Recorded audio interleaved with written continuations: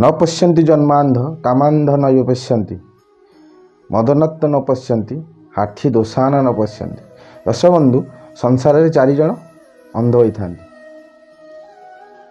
से 4 जन मध्यरु जार चक्षु न थाए सी है जन्मरु अंध।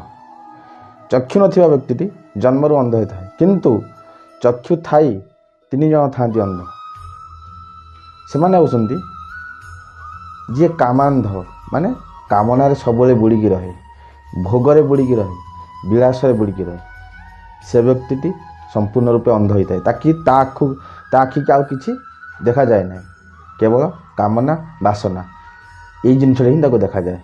से लोकटी संपूर्ण भाव में अंध ही होता है।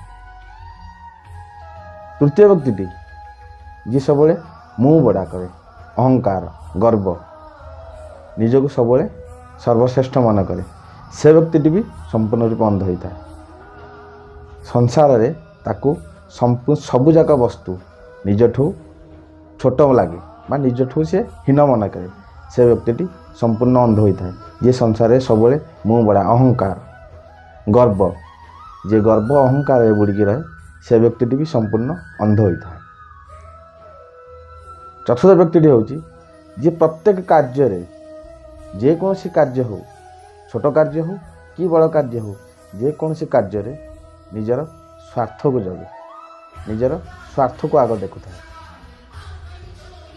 जेकोसी कार्य आरंभ कला पूर्व निजर स्वार्थ मोर एते केते लाभ अच्छे, एतरु मु कौन लाभ पाइबी बा फायदा पाइबी, जो व्यक्ति ये जिनसटी सब देखु था चतुर्थ व्यक्ति सी भी संपूर्ण रूपे अंध होता है। दर्शक बंधु ये 4 जन संपूर्ण संसार में संपूर्ण अंध।